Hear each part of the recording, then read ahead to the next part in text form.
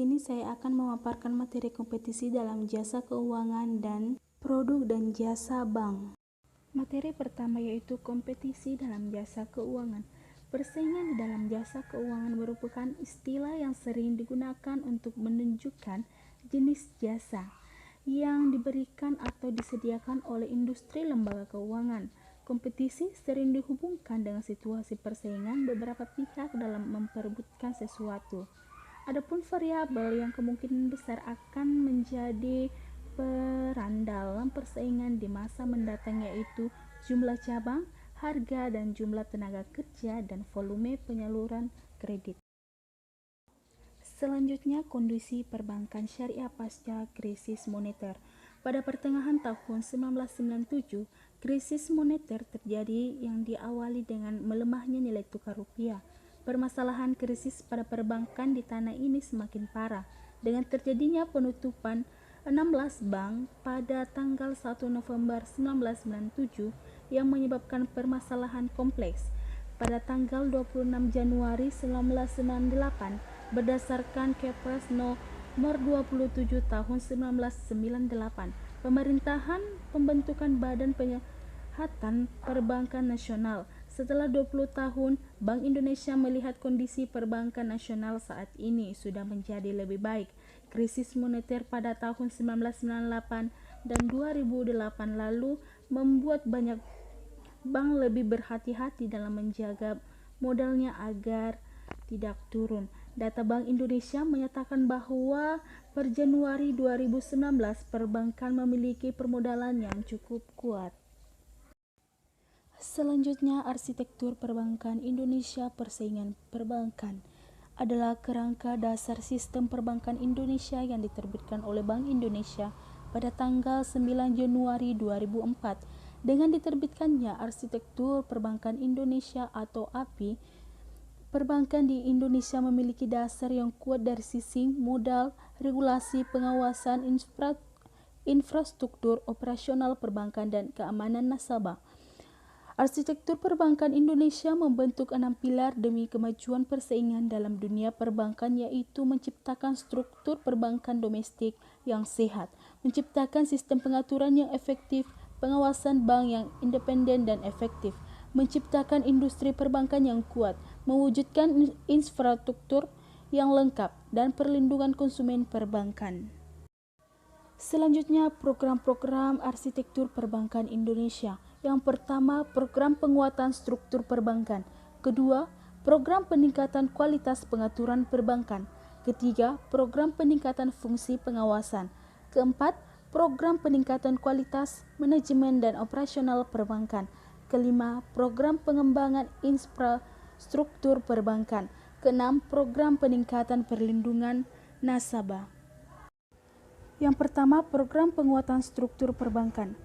Pembuatan program ini bertujuan untuk memperkuat sistem permodalan pada bank untuk meningkatkan kemampuan dalam mengelola usaha maupun risiko, mengembangkan teknologi informasi, serta memiliki kemampuan meningkatkan skala usahanya untuk mendorong tingginya kapasitas pertumbuhan kredit perbankan. Yang kedua, yaitu program peningkatan kualitas pengaturan perbankan. Program ini bertujuan untuk meningkatkan efektivitas dalam mengatur serta memenuhi standar pengaturan yang mengarah pada international best practices yang dicapai dengan menyempurnakan proses penyusunan kebijakan perbankan serta penerapan 25 Basel Core Principles for Effective Banking Supervision dengan cara bertahap dan menyeluruh. Yang ketiga, program peningkatan fungsi pengawasan. Program ini bertujuan untuk meningkatkan independen dan efektivitas pengawasan pada perbankan yang dilakukan oleh Bank Indonesia. Hal ini dicapai dengan meningkatnya kompetensi pemeriksa bank, meningkatkan koordinasi antara lembaga pengawas, memperluas pengawasan berbasis yang risiko, meningkatkan efektivitas enforcement, serta konsolidasi organisasi pada sektor perbankan di Bank Indonesia. Yang keempat, yaitu program peningkatan kualitas manajemen dan operasional perbankan. Program ini bertujuan untuk meningkatkan good corporate governance, kualitas manajemen risiko, serta operasional manajemen. Semakin tingginya standar yang didukung oleh kemampuan operasional, termasuk manajemen risiko yang baik, maka diharapkan bisa meningkatkan kinerja operasional pada perbankan. Yang kelima yaitu program pengembangan infrastruktur perbankan. Program ini dibuat dengan tujuan untuk mengembangkan sarana pendukung operasional bank yang efektif serta card bureau, lembaga peningkatan kredit domestik, dan pengembangan pembiayaan penjaminan kredit. Yang keenam yaitu program peningkatan perlindungan nasabah. Program ini bertujuan untuk menguatkan nasabah melalui penetapan standar penyusunan mekanisme pengaduan nasabah, pendirian lembaga mediasi independen, peningkatan transparansi informasi produk perbankan, dan edukasi bagi para nasabah. Selanjutnya, diversifikasi dan diferensiasi produk bank. Menurut Nijman, diversifikasi sebagai suatu bagian daripada strategi produk ialah perluasan pengembangan barang dan jasa yang telah ditawarkan oleh perusahaan dengan jalan penambahan produk atau jasa yang baru. Menurut Coulter, diferensiasi merupakan suatu tindakan merancang suatu perbedaan penawaran perusahaan dan penawaran persaingan. Adapun manfaat menurut Tjeptono, manfaat strategi diversifikasi yaitu suatu perusahaan dapat mengerahkan full kapasitas karena tidak tergantung pada satu macam produk. Kedua, dapat memaksimumkan profitnya dengan cara mengadakan ekspansi pemisahan. Ketiga, penemuan-penemuan baru yang menguntungkan bagi calon konsumen sehingga mengadakan strategi diversifikasi produk. Dan yang keempat, perusahaan tidak bergantung pada satu pasar saja. Selanjutnya kita masuk kepada materi kedua yaitu produk dan jasa bank. Pengertian produk menurut para ahli yaitu yang pertama menurut Stanton, sebuah produk merupakan suatu kumpulan dari atribut-atribut yang nyata atau tidak nyata, yang termasuk di dalamnya berupa warna, harga, kemasan, kualitas, serta merek yang ditambah terhadap jasa serta reputasi penjualannya.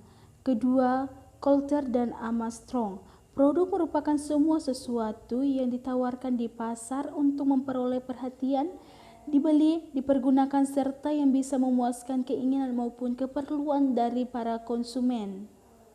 Adapun pengertian produk secara umum, yakni semua hal yang bisa memenuhi serta memuaskan kebutuhan maupun keinginan manusia, baik itu yang terwujud ataupun tidak terwujud. Adapun pengertian jasa menurut para ahli yang pertama, menurut Jaslim Saladin, jasa merupakan kegiatan atau suatu manfaat yang tidak terwujud dan tidak menghasilkan kepemilikan yang ditawarkan oleh suatu pihak kepada pihak lain. Yang kedua, menurut Christian Glondros, jasa adalah suatu proses yang terdiri dari serangkaian aktivitas intangible yang terjadi antara pelanggan dan pegawai jasa yang disediakan sebagai solusi atas masalah dari pelanggan. Adapun pengertian jasa secara umum ialah pemberian suatu tindakan atau kinerja yang kasat mata dari satu pihak ke pihak lainnya. Selanjutnya, tingkat produk dan jasa. Perencanaan produk harus berpikir tentang produk dan jasa dalam 3 tingkat.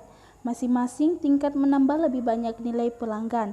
Tingkat yang paling dasar adalah manfaat inti yang membawa pertanyaan apa yang benar-benar dibeli oleh pembeli. Ketika merancang produk, mula-mula pemasar harus mendefinisikan inti, manfaat penyelesaian masalah atau jasa yang dicari konsumen. Pada tingkat kedua, para perencana produk harus mengubah manfaat inti menjadi produk aktual.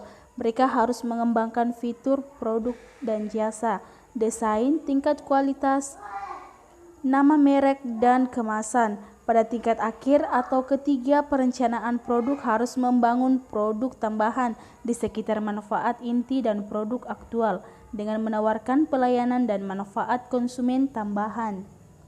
Selanjutnya, produk dan jasa bank. Yang pertama, produk tabungan yang tergolong kredit pasti atau cara bank menghimpun dana dari masyarakat, yaitu A. Tabungan adalah simpanan yang penyimpanannya dan penarikannya tidak terikat dengan jangka waktu. B. Giro adalah simpanan yang penarikannya bisa dilakukan kapan saja dengan menggunakan cek atau giro billiet.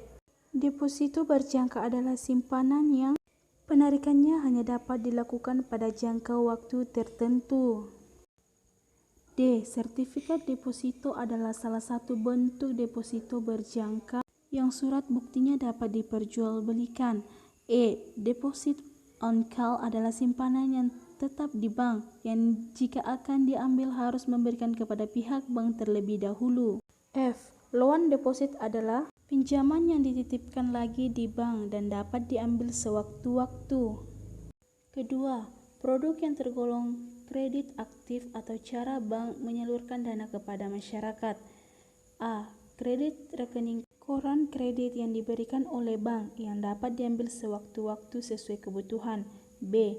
Kredit aksep pinjaman yang diberikan kepada nasabah dengan cara mengeluarkan wesel yang dapat diperdagangkan. C. Kredit reimburse, pinjaman yang diberikan kepada nasabah untuk membantu proses pembayaran atas barang-barang yang diimpor dari luar negeri.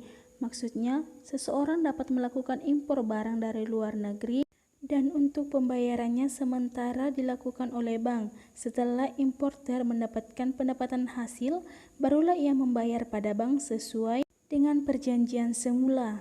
D. Kredit dokumenter pinjaman yang diberikan kepada nasabah setelah nasabah menyerahkan dokumen pinjaman barang yang telah disetujui oleh kapten kapal yang mengangkut barang tersebut.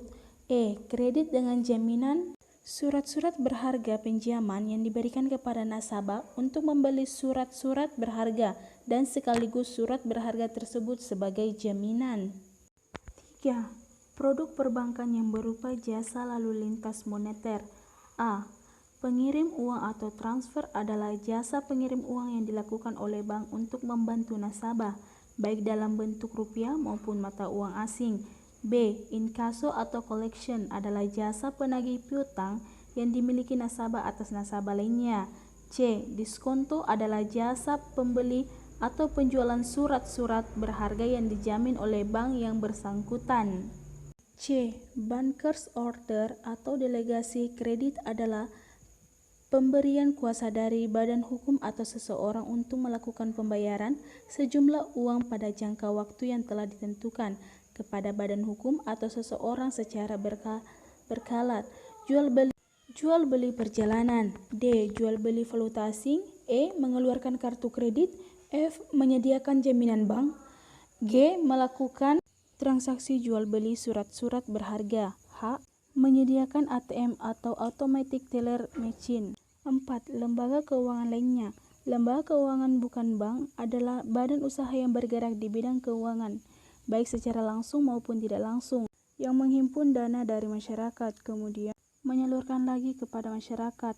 LKBB didirikan bertujuan untuk mendorong perkembangan pasar uang dan pasar modal serta membantu penyediaan modal bagi investor untuk membuka usaha baru atau mengembangkan usaha yang sudah ada. Itulah tadi penjelasan mengenai kompetisi dalam jasa keuangan dan produk dan jasa pada bank. Terima kasih. Wassalamualaikum warahmatullahi wabarakatuh.